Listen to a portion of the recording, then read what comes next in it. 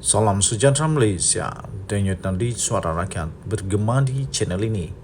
Terima kasih kerana anda terus bersama channel ini. Bagi yang sudah tekan butang subscribe, terima kasih diucapkan.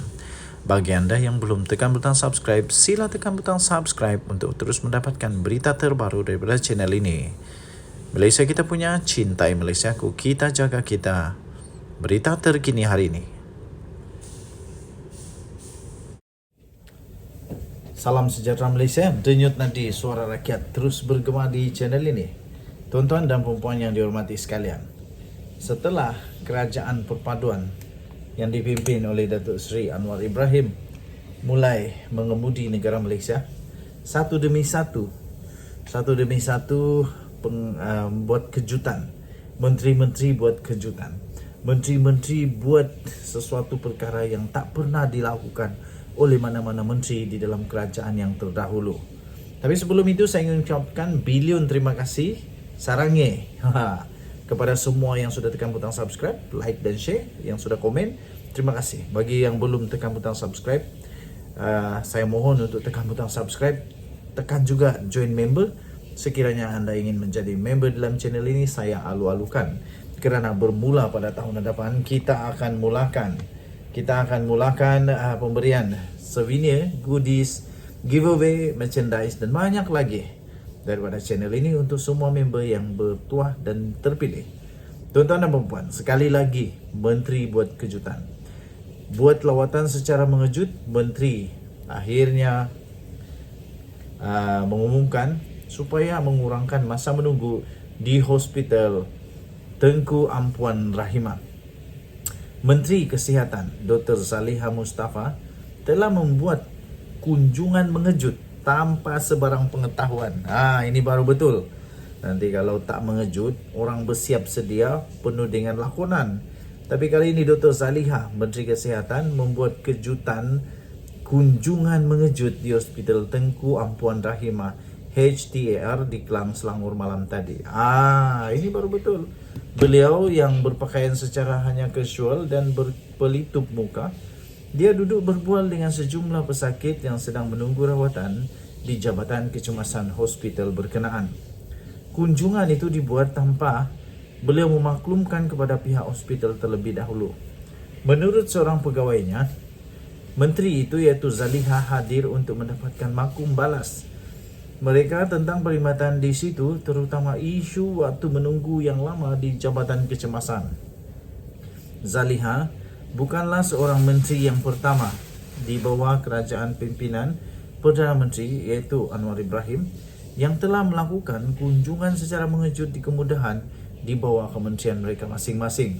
Sebelum ini, seperti yang kita ketahui, Menteri Pengangkutan iaitu Anthony Luke telah melakukan perkara yang sama di beberapa stesen LRT di ibu kota untuk melihat perkhidmatan yang menurut pengguna di tahap yang menghampakan.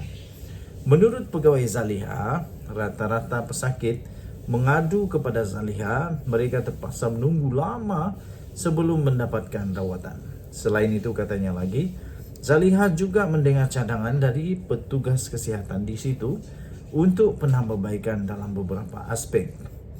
Maklum balas dari kedua-dua belah pihak telah dibawa ke dalam mesyuarat Kementerian Kesihatan untuk penambahbaikan, katanya lagi. Inisiatif sedia ada di HTAR antaranya penyediaan wad untuk pesakit yang hanya perlu dirawat di hospital selama beberapa hari, iaitu short stay ward, dan juga teknologi digital untuk pengurusan penggunaan katil serta komunikasi antara kekitangan hospital dan klinik kesihatan turut dipertimbangkan untuk dilaksanakan di Jabatan Kesihatan Kecemasan di hospital yang lain. Dan Yunadi suara rakyat bergema di channel ini. Terima kasih diucapkan, tahniah diucapkan kepada menteri yang berkenaan. Ini baru betul. Ini baru tak ada orang berpura-pura, tak ada orang berlakon. Ini baru betul. Tahniah diucapkan. Bye-bye. Salam sejahtera Malaysia, denyut nadi suara rakyat bergema di channel ini. Zuraida kini dah tak ada harapan lagi. Zuraida lebih baiklah mengundur diri. Zuraida lebih baiklah supaya tinggalkanlah politik. lebih baik pergi menjual nasi lemak ataupun pergilah kerja yang sebelum jadi ahli politik. Sudah ditolak. Memang secara terang-terangan rakyat Malaysia memang sudah menolak Zuraidah Kamarudin. Kerana apa? Kerana tanggung jawabnya, dia harus bertanggung jawab dengan apa yang telah dilakukannya ketika dia juga menjadi salah seorang sebahagian daripada langkah Sheraton. Memang orang marah. Zuraidah kini bolehlah merancang tinggalkan politik. Itu kata penganalisis politik di Malaysia. Sudah tiba masanya untuk bekas ahli Parlimen Ampang, yaitu Zuraidah Kamarudin, untuk merancang meninggalkan dunia politik selama-lamanya. Demikian kata penganalisis politik. Pensyarakanan Jabatan Pengajian Pentadbiran dan Politik Fakulti Ekonomi Pentadbiran Universiti Malaya UM, yaitu Muhammad Taufik Yaakob, berpandangan demikian susulan pemecatan Zuraidah dari Parti Bangsa Malaysia ataupun PBM selama 10 dan bersama dengan 10 anggota yang lain. Muhammad Taufik berkata pergerakan politik Zuraidah sebenarnya sudah lama menemui penamat. Sebaik saja dia mengkhianati PKR dan Pakatan Harapan lebih kurang 2 tahun yang lepas. Katanya pergerakan politik Zuraidah sebenarnya sudah tidak relevan lagi dalam politik negara apabila beliau sendiri telah mengkhianati PKR atau secara keseluruhannya mengkhianati Pakatan Harapan menerusi apa yang dilakukan dalam langkah Sheraton. Tuan-tuan, katanya lagi Zuraidah juga telah gagal untuk mengenal pasti arah tuju politik yang sebenar selepas tidak lagi menang dalam PRU 15 yang lalu.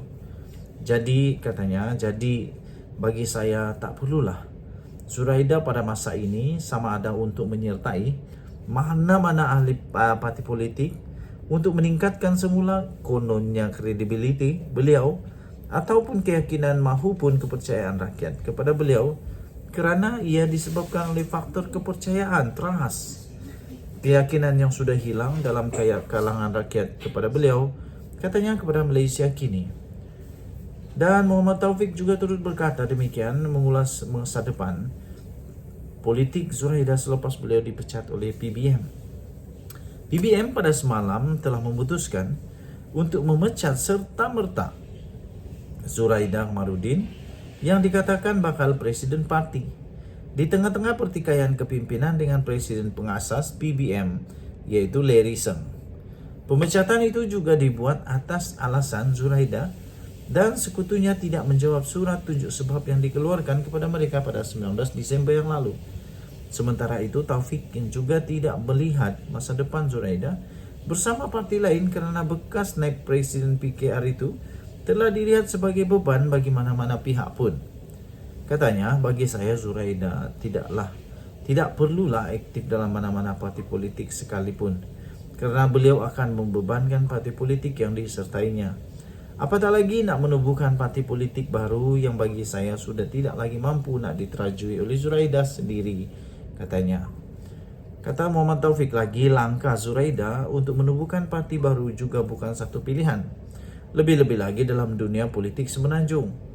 Katanya Perdana Menteri 2 kali, iaitu Mahathir Mohamad sendiri pun gagal melalui Parti Pejuang Tanah Air Pejuang yang kalah teluk dalam pilihan raya umum baru-baru ini.